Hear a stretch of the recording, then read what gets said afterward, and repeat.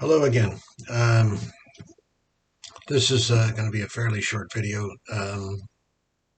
Not that mine are that long, I don't think. But anyway, um, I haven't had a lot of views or comments and things on it. So I don't know how much the information's getting out. But as I said in my last clip, it's important that some of these issues are being talked about um, in some way. And I feel it's my responsibility to at least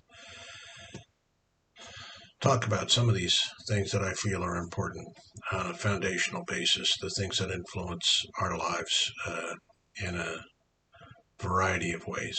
Uh, and I'm going to try to uh, do better, getting a more solid format, plus put more links and things in it, as I've mentioned before, but haven't done so.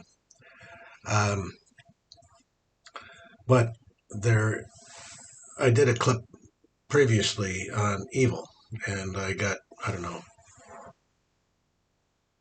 6 views or something on it. It's it's important to think about. So even though I only got the 6 views previously, um, I do think it's important. Do you believe in the soul? Do you believe that there is a soul? Do you believe that you have a certain level of spirituality? Do you believe you are just here on Earth? I ask these questions quite often about how um, how we view ourselves. Are we created beings? Are we evolved from little peanuts or not peanuts, but little small little things, microbes, or some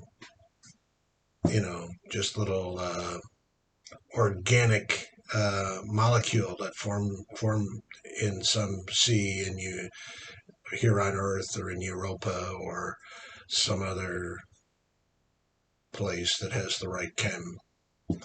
Because again, if you think about it, the right chemistry there has to be a formula for that. What causes life? It's a formula. You need this and this and this and that and this and that. But why? Why not just put whatever the hell comes out together in life? Because there's a rule, there's an order to all these things. There's an order. What does that tell you? It tells you that there is someone who is ordering it, or something that is ordering it. The Christians believe, of course, in Heavenly Father and God and Christ and creationism, like in that sense. Other people don't believe that. I'm not speaking to Christians only. Mostly, I guess, initially, who listen to these little things are Christian or have some Christian background. They're not Buddhists, they're not Hindi, not pagans, you know. But in my mind, it doesn't matter who you are. The idea that you have a soul, a purpose, a being um, that is impacted in different ways. It's not, like the Christians talk about the natural man, because I know more about Christianity than I do about Hindi or Buddha or whatever. Um, I'll reference that, but it doesn't necessarily mean I'm just talking to Christians. But I do know that there's a universal belief in a creation concept. There is an order somewhere. You are following a path, whether it's Lao Tzu and the Tao or whatever. It's the way. The way comes from something. It doesn't come from an amoeba or a chemical in the sea of tranquility back in 4.5 billion years ago when the earth was first created, supposedly. I don't know. They can be wrong. I don't know. Who the heck knows? Does anybody really know anything? You work on the information you are given. You work on the formulation in which your mind gives you the values in which you want to believe in. It is a creation of you, your beliefs, your structure, your concepts, your abilities, all formulate what you do and what you think and how you think. Does that mean that you're predestined in some of the Christian communities to think this way, to do this or do that or whatever? Because God created, like the Calvinists, God created you to, well, to be bad. If you're a criminal, you're predestined to it. Do you think that? Many people do. You are predestined. You are what you are. You know, Allah rules. You know, it's just the way it goes. And whatever is good, you know, what you think is good, is not necessarily what the creative power thinks is good, because the creative power is engaged in your activities every day, formulating it, creating it, developing it through you, through the Spirit, through grace, through intervention, through awareness. But there's an engagement back and forth. Now you can look at it as an energy concept, which I have a tendency to look at, because I think with the information gathered from the scientific communities across the board in today's world, and all the many experiments and physics and all that, they're talking about energy, you know. And most people understand now that the human body and material in itself, you know, I mean, I use this reference of Buckaroo Banzai, an old movie, who talks about, you know, 85% of this rock that he was holding in his hand in one of the scenes, um, is just empty space. 85%. Well, now the conventional wisdom is that 99.999% of you or anything is emptiness. But there is no emptiness. Space is not empty. That's another thing. It's always energy in there creating something with the quantum mechanical concept. Matter is developed, boom, spontaneously. Is it? They don't know. Who can, you know, they're just looking at things and telling you what they see and making a theory to be, you know, right or wrong. Stephen Hawking's, of course, I listened to many of his writings, or well, through audiobooks, listen to them, has always said theories are theories. You know, it goes on and on and on, everything proves, and then boom, one thing's wrong. Well, that goes to theory. You don't have the, you know, exception proves the rule concept, because it doesn't prove the rule at all. It's a theory, just as your creation is a theory. Well, what does that mean? That means there's an order somewhere.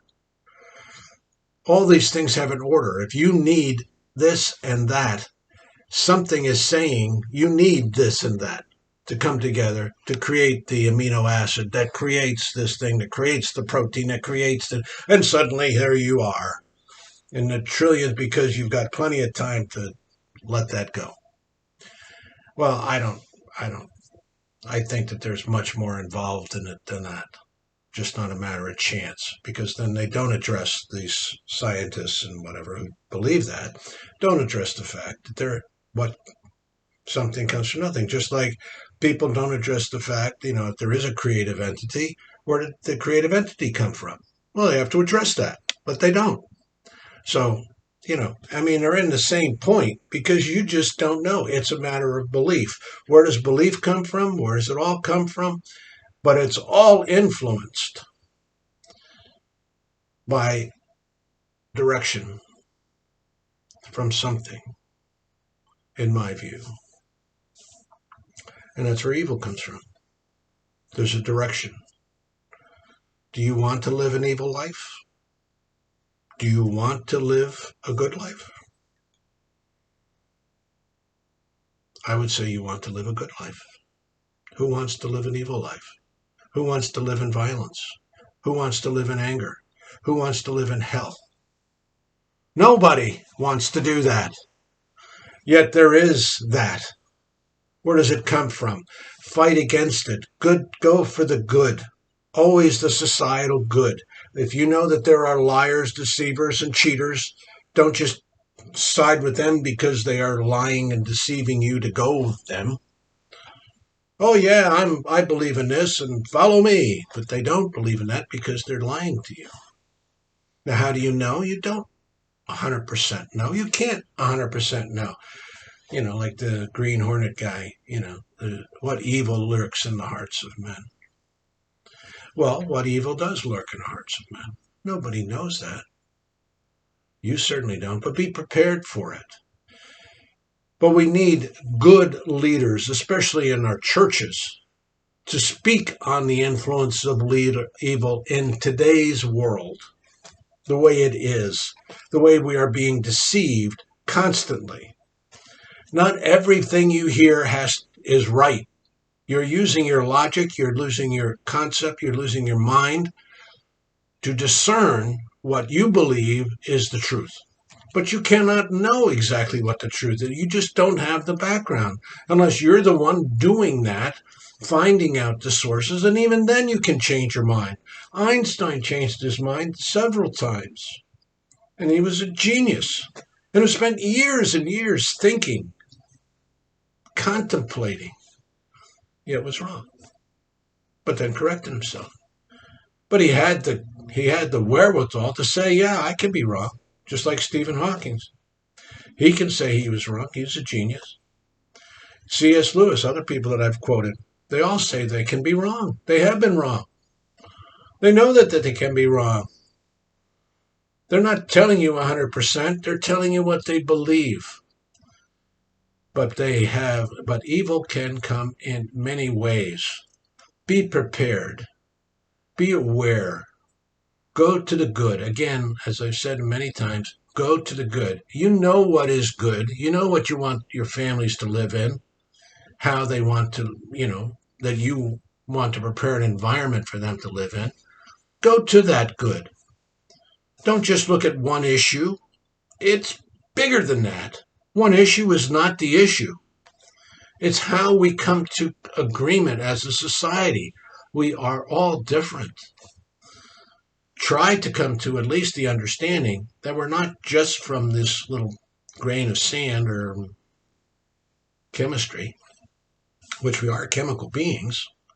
That doesn't mean we started there, but there has to be something there. But science won't address that because it's not important to them. And it complicates their science world. Anyway, this was to be a little topic of a new focus on what is evil, but since I had so few views on evil, I wanted to address the concept of what we are as people, as entities, that there's so much we do not know, but there is so much we do know about ourselves and which directions we can go.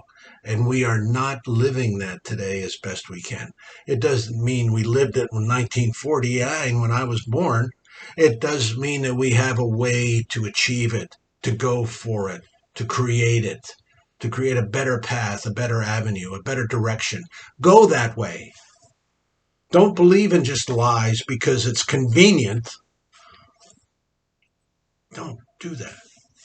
You might be wrong. They might be right. The odds of them being right, if they're lying, are poor. Because they're going after a purpose. And that purpose is for their advantage, not for yours. Seek leaders who serve you, who wash your feet.